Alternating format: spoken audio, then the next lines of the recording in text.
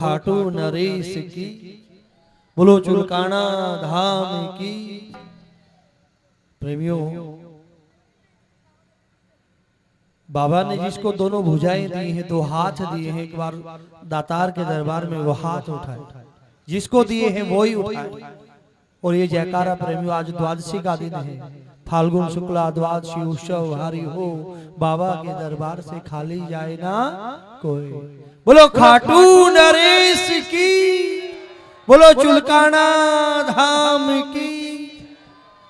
आओ प्रेमियों, भैया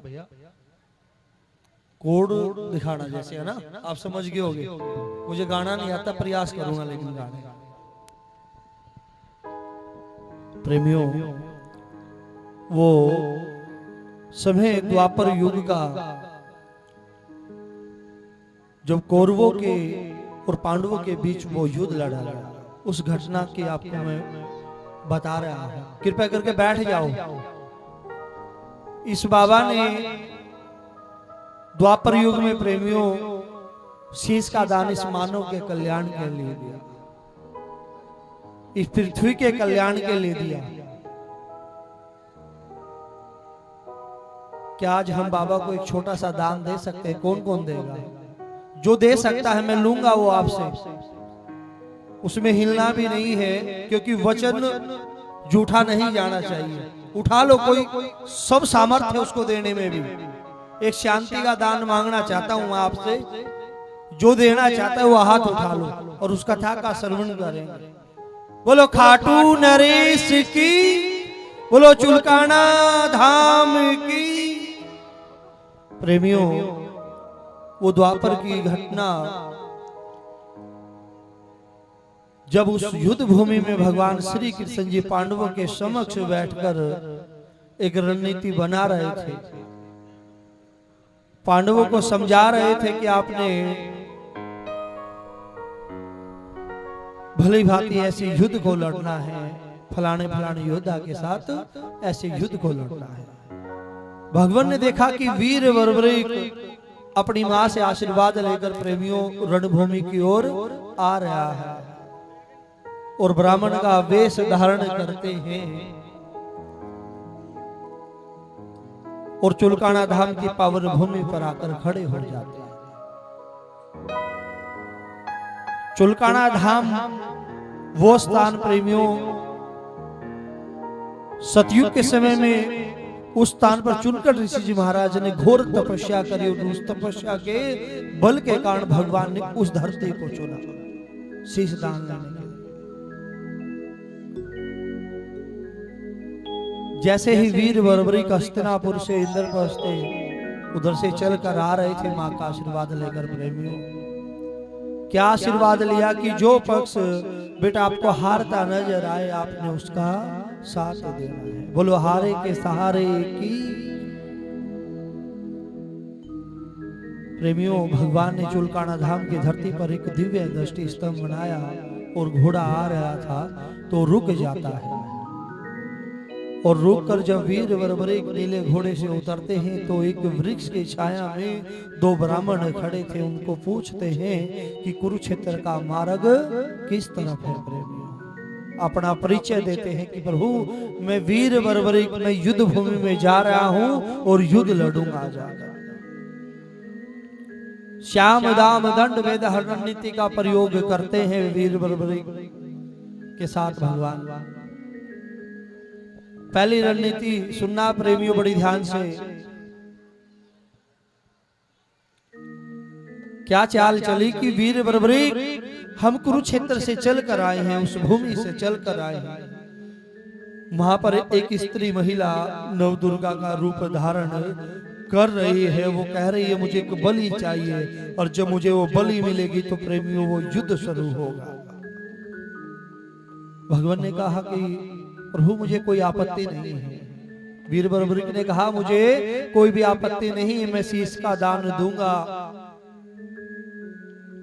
और मैं रणभूमि में जाकर युद्ध लड़ूंगा। भगवान ने देखा तो ये मेरी बस में नहीं है। दूसरी चाल फिर चलते हैं कि वीर बर्बरीक आपके पास तो वो 3 बाण हैं, एक बाण में इतनी पावर है कि पूरे एक लोक का संहार कर सकते हैं, मृत्यु कर सकते हैं। आप मुझे परीक्षा देकर दिखाओ, मान जाऊंगा तब मैं, जब आप एक बाण से पूरे लोक का संहार कर दो। बोला प्रभु संभव नहीं है, क्योंकि ये तो युद्ध भूमि में जाकर ही होगा। अब मुझे बताओ मैं कैसे प्रमाणित करूं कि मैं वीर बर्बरिक हूं। बोला कि वीर बर्बरिक जिस वृक्ष की छाया में हम खड़े हैं, इसकी डाल में इतने पात हैं, इतने पत्ते हैं कि वो एक लोक से कम नहीं है।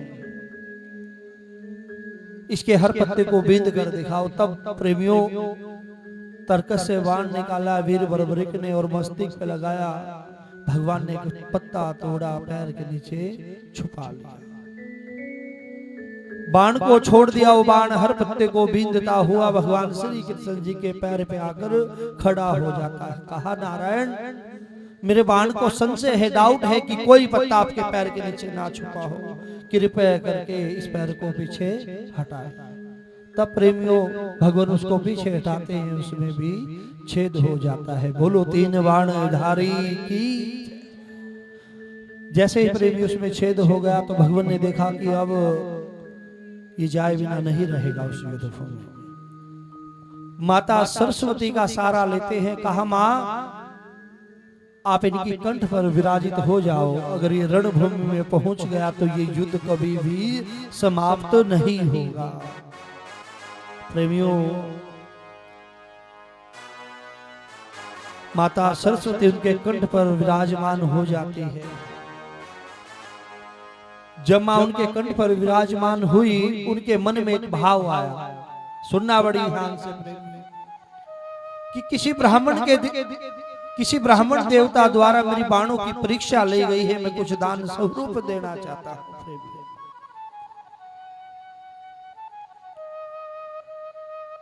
मांगो प्रभु जो आपने मुझसे मांगा है। बोले नहीं वीर बर्बरिक,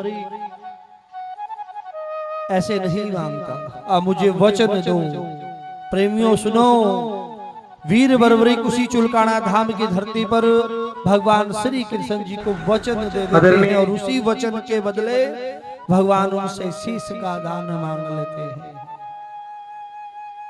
जब वो शीश का दान मांगा तो समय का चक्कर, वायु का चक्कर स्थिर हो गया, रुक गया कुछ समय के लिए। वीर बर्बरिक सोचने लगा कि एक ब्राह्मण का कर्म नहीं है किसी की बलि लेना और किसी का शीश का दान लेना। बोला प्रभु मैं शीश का दान दूंगा क्योंकि मैं वचनबद्ध हूं, मैंने वचन दिया है। जैसे ने आपने भी अभी वचन दिया था ना बाबा को कि हम शांति का दान देंगे, दिया था ना, बोलो खाटू नरेश की। ऐसे ही वो वचन प्रेमियों वीर बर्बरिक ने दिया था भगवान को कि प्रभु कि मांगो जो आपने मांगा है। तब उसी चुलकाना धाम की धरती पर भगवान श्री कृष्ण जी ने वीर बर्बरिक को भगवान श्री कृष्ण जी ने अपने विराट रूप के दर्शन कराए। बोलो बांके बिहारी लाल की। जब वो दर्शन कराए तो प्रेमियों वीर बर्बरिक का मन और हृदय गदगद होगा। जब सुनना संशय था वीर बर्बरिक को भगवान श्री कृष्ण जी पे क्या कि प्रभु जब मेरा एक बाण पूरे लोक का संहार कर सकता है, मृत्यु कर सकता है, और मेरा वो एक बाण आपके पैर को छेद नहीं कर पाया, मुझे भी डाउट हो गया था क्यों नहीं कर पाया। सुनना प्रेमियों इसका जवाब किसी के पास नहीं है। कथाएं सुनी आपने, किसी के भी पास नहीं है। क्यों नहीं कर पाया उसको छेद? क्योंकि भगवान श्री कृष्ण जी के पैर में पद्म था और उस पद्म को कोई भी पावर नहीं छू सकती। बोलो शीश के दानी की। प्रेमियों तब वीर बर्बरिक ने उसी स्थान पर भगवान श्री कृष्ण जी को अपना शीश उतार कर समर्पित कर दिया और नीचे का जो धड़ था वो चुलकाना धाम में ही विराजित कर दिया, जहां पर आज बाबा के धड़ की पूजा होती है। बोलो शीश के दानी की। और उसी से आवाज आई कि प्रभु मैं अब युद्ध लड़ नहीं सकता, युद्ध देख सकता हूँ, युद्ध दिखा दिया जाए। भगवान ने तथास्तु कहा और कुरुक्षेत्र ले गए। 18 दिन तक वो युद्ध चलता है। 18 दिन बाद प्रेमियों पांडवों की विजय हो जाती है और पांडवों की विजय होने के बाद पांडवों में घमंड आ जाता है और उनमें एक मैं नाम का राक्षस उस भूमि पर जो प्रताप था बचपन के समय में, उस पे युद्ध क्यों हुआ? क्योंकि मैं नाम के राक्षस ने अपने माता पिता की उस भूमि पर हत्या कर दी थी। उसी हत्या के कारण से उस भूमि पर वो युद्ध हुआ। वही राक्षस उसमें पांडवों में प्रवेश कर गया। सब कहने लगे आप मेरी गदा से जीते, बाणों से जीते, तलवार से जीते। पांचों पांडव प्रेमियों गड़ंगे लगा रहे थे। माता कुंती के पास जाते, कहा माँ हमारा निर्णय करो, इस युद्ध को किसने जीता है? बोला मुझे नहीं पता, इसका निर्णय तो वीर बर्बरीक कर सकता है, वासुदेव कर सकता है जिसने सारा युद्ध देखा है। प्रेमियों केशव के पास जाते हैं, कहा केशव हमारा निर्णय करो, इस युद्ध को किसने जीता? बोला मुझे नहीं पता, इसका निर्णय तो वीर बर्बरीक कर सकता है जिसने युद्ध देखा। वीर बर्बरीक के पास गए और वीर बर्बरीक ने प्रेमियों पांडवों से कहा कि हे पांडवों आपने एक चींटी का भी वध नहीं किया। भगवान श्री कृष्ण जी का इस युद्ध में चक्कर चल रहा था। माता द्रौपदी रो रो कर खप्पर भर रही थी। सुनना मेरी माताएं बहनें, जब उस सभा में माता द्रौपदी का वो चीर हरण हो रहा था, माता ने कसम खाई थी कि जब तक मैं कौरवों के खून से अपने केस नहीं धोऊंगी तो मेरी आत्मा कभी भी शांत नहीं होगी। भगवान ने तथास्तु कहा। जब वो सुदर्शन चक्र जहां जहां चल रहा था, माता द्रौपदी चंडी का रूप धारण करके घूम रही थी। प्रेमियों इस निर्णय से पांडव खुश हो गए और भगवान ने वीर बर्बरीक को कहा कि अब वीर बर्बरीक अब ये बलिदान आपका व्यर्थ नहीं जाएगा। आने वाले कलयुग में आप मेरे नाम से जाने जाओगे और आप में रहकर ही मैं भक्तों का कल्याण करूंगा और जितनी शक्ति मेरे अंदर है, जितनी कलाएं मेरे पास हैं, सब आप में विराजित रहेंगी और आने वाले कलयुग में आपकी हर घर घर में पूजा होगी। बोलो हारे के सहारे की। ये वरदान दे दिया और उस शीश को उठाया, माता सरस्वती नदी में प्रभावित कर दिया। कहा माँ इस शीश को ऐसी पावन पवित्र भूमि पर छोड़ना जहां पर ये भक्तों का कल्याण कर सके। तब प्रेमियों शीश फिर बहता बहता बहता वो खाटू राजस्थान प्रकट होता है।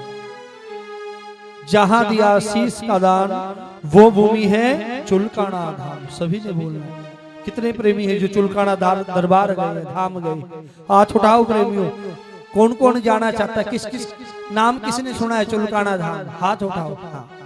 जहां दिया शीश का दान वो भूमि है चुलकाना धाम, वो भूमि है चुलकाना धाम, वो भूमि है चुलकाना धाम। और जहां प्रकट हुए बाबा श्याम वो भूमि है खाटू धाम, वो भूमि है खाटू धाम, वो भूमि है खाटू धाम। इसीलिए जीवन में प्रेमियों आप अवश्य उनको बुला लो। जिसने भजन गाना ना मेरे बाद उसको बुला लो। आगे ना क्या प्रेमियों इस बात को नोट करना, सभी अपने जीवन में बाबा श्याम की यात्रा को पूरी करने के लिए आप अवश्य एक बार चुलकाना दरबार जाइए, जहां पर बाबा के धड़ की पूजा होती है, बाबा के चरणों की पूजा होती है। और खाटू धाम भी जाए जहां बाबा स्वयं विराजते हैं, बाबा का शीश विराजता है, ताकि पूर्ण शरीर के दर्शन हो जाए। और प्रेमियों जहां बाबा अपने शीश का दान दे सकता है जिस धरती पर, महाभक्तों को क्या नहीं दे सकता। बोलो खाटू नरेश की। सभी को देवेंद्र पुजारी का प्रेमियों प्यार भरा जय श्री श्याम। और